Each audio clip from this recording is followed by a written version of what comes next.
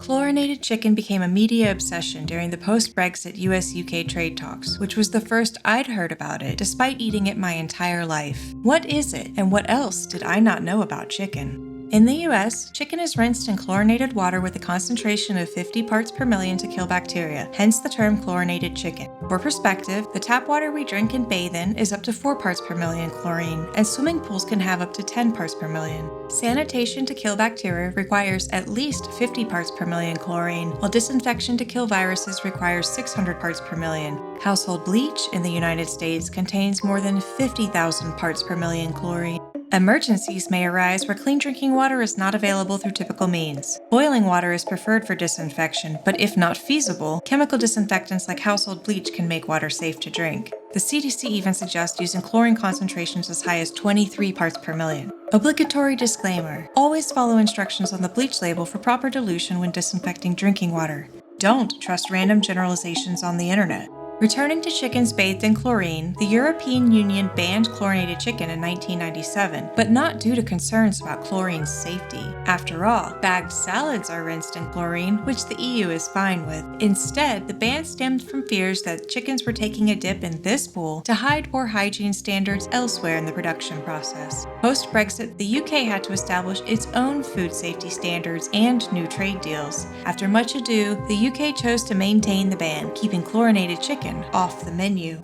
Had the 2016 Brexit vote occurred a few years prior, we'd be discussing arsenic-laced chlorinated chicken. Dubbed the king of poisons, arsenic facilitated centuries of murder and briefly served as a green pigment in the 1800s, which resulted in many unintentional poisonings, among various other non-nefarious applications.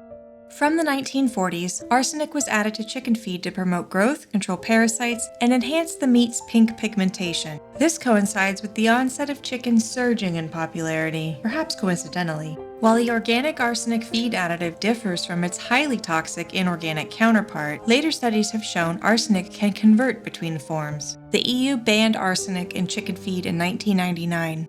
Between 2011 and 2015, the US ceased adding arsenic to chicken feed, though not because of proactive FDA action. Instead, the drug manufacturers voluntarily suspended sales and later requested the FDA withdraw approvals for their arsenic-based animal drugs.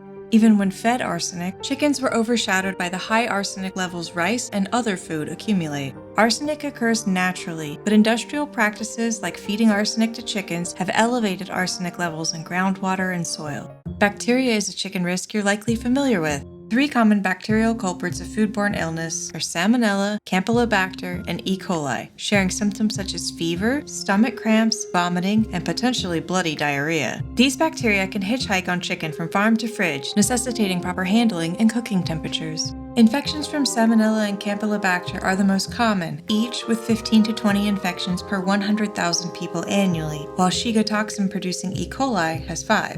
Up to 20% of retail chicken meat is contaminated with Salmonella, increasing to 60% for Campylobacter and 90% for E. coli. Live chickens test positive for these bacteria at even higher rates, with up to 50% carrying Salmonella, 70% with Campylobacter, and consistently near 100% with E. coli.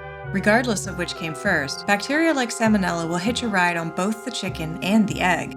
In the US, eggs undergo a hot, soapy sanitizing shower that includes an antimicrobial agent, such as chlorine. This wash tackles filth, but also strips away the egg's natural protective layer called the cuticle or bloom. Without this barrier, the egg is more porous and requires refrigeration to minimize bacterial growth.